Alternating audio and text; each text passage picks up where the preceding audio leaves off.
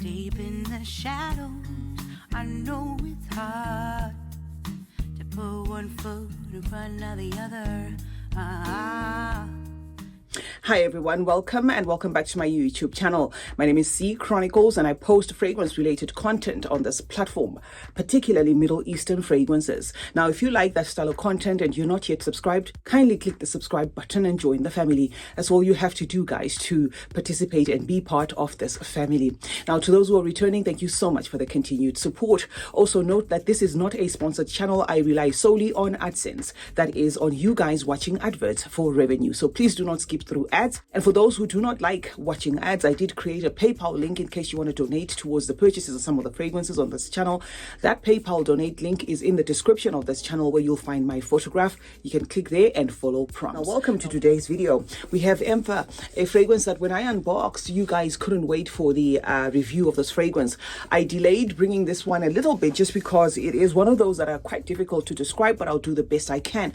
Now, it comes in a box that is a telltale sign that it's going to be cloning a Killian. This one is called Falling in Love, and this is where the actual bottle sits, and that's the bottle, right? So this is a close-up of the bottle.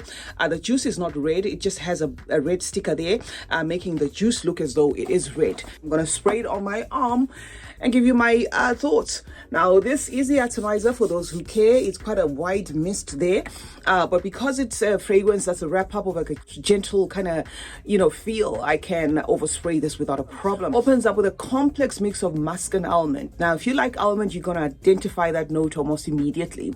That is the note that pops up there at the opening, but it is carrying an obvious powdery tone to it, making it a mix of a nutty, musky kind of feel there. Now, right there and then, you're going to know that this is a wrap up of a soft fragrance. It's not screechy to my nose.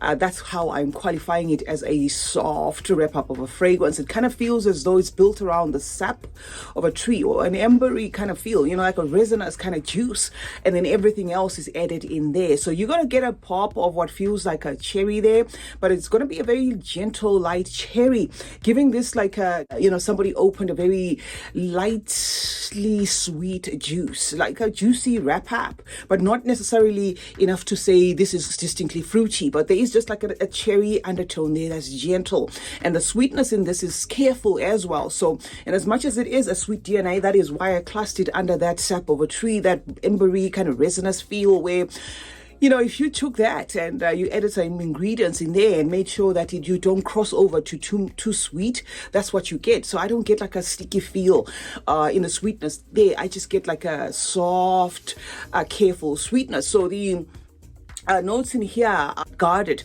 The one note that carries on, from start to finish is going to be that almond. And however, the mid of this fragrance is going to introduce some florals in there, which is the tuberose and the iris.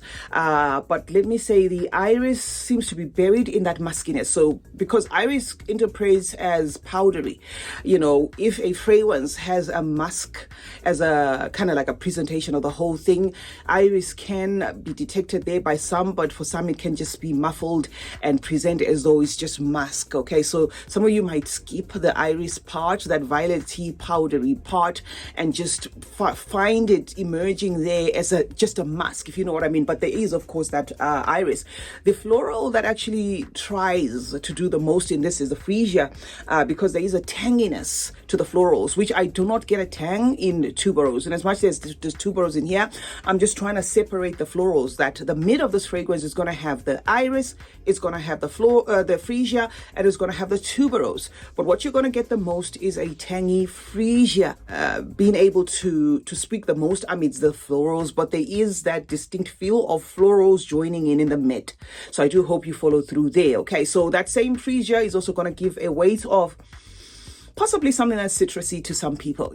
And there's also wafts of something that's medicinal in here. I'm not sure whether it's coming from the tonka or something that's green, but the greenness in this is in a way coming across as, let's keep it at medicinal, okay, but not too much to put you off. It is just a juice that's gently guarded in everything that it's doing, right? But while it is gently guarded, there is a sophistication to this juice. You can tell that this blend is complex. It's not one of those ones that I can come here and say it's fruity and walk away, or come here and just say it's floral and walk away. It's that resinous roundup of this juice, which makes it very difficult to describe, that also makes it claim or assert itself as a complex, type of feel of a juice, not pushy. Okay, so the florals are there, but they're not pushy.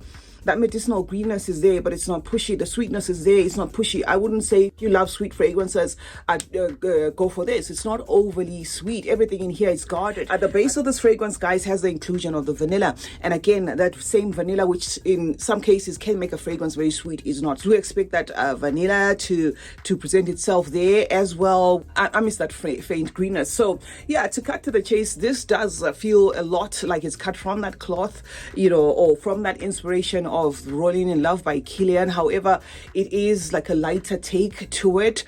This is a fragrance that on my skin as well as on my clothes, even if I douse myself like this with it, okay, has a tendency to not disappear, but it just lingers around you. It just lingers around you. It can be prominent there in the first hour, where people around you are going to feel that there is something that feels a little bit like a very light, watered down cherry juice that you smell. You sprayed around you with an almondy tone, wafts of an almond around you, but then after that it just becomes just a light lingering scent that can be felt, especially by the wearer, for at least 4 to 5 hours. I don't know if this is going to improve, but for now, that's exactly what I'm getting. I'm getting a fragrance that 4 to 5 hours pushing it, yeah, you can literally smell it, but that is by you putting your nose close to where you have actually sprayed it. Orally, it is a nice juice. I'm not going to slag this at all. It also is safe enough for both genders. One of those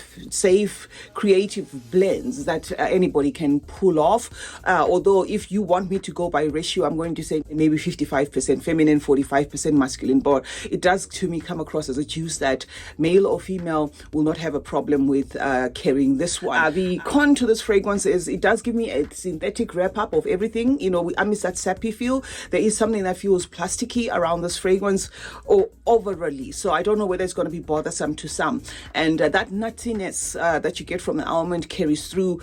But for me, it's safe. I don't know, for others that might not like that nutty feel in a fragrance, maybe this is not going to do it for you. But I just find that the fact that it is quickly pacified by that slight sweetness, that light resinous tone, it can be something that may not be bothersome. So apart from it being a little bit synthetic there, it is okay. It's a fragrance that I can absolutely recommend for those who may be curious about how the real thing kind of vibes, right? This is less sweeter than the real thing, but it's along them lines. It's not a throw off. They didn't play that Fast Angels Share move on this one, so I'm also looking forward to what else they're going to give us in this range. I have another one that is supposed to be a clone for Black Phantom Noir.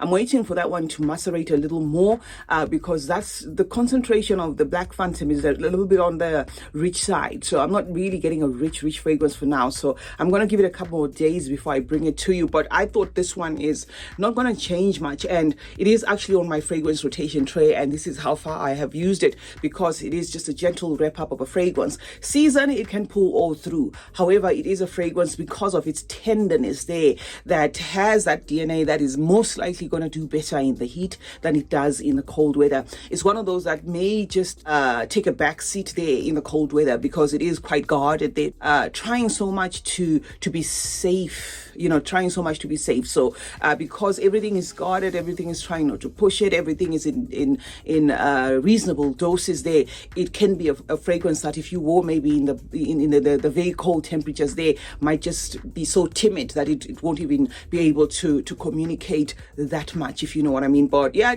basically a nice fragrance from the house of Emper. I know Emper themselves have got a website in the UK for those who are looking for it, and this is not a paid promotion. I bought this one with my own money, and like I said, I can't wait to see the other ones that they bring to us. I don't have something like this in my collection for now, so it is a very nice fragrance. Some of you are going to think it's going to have rose in it. There is a rosy nuance to it, but I think it's the cherry mostly. Okay, so yes, That's a wrap, guys. C Chronicles is my name. Thank you so much for joining me today. Let's meet in the comment section where we'll obviously discuss more about fragrances. Let me know your thoughts on this fragrance. Do you have it? Is it a fragrance that you were looking to add to your collection?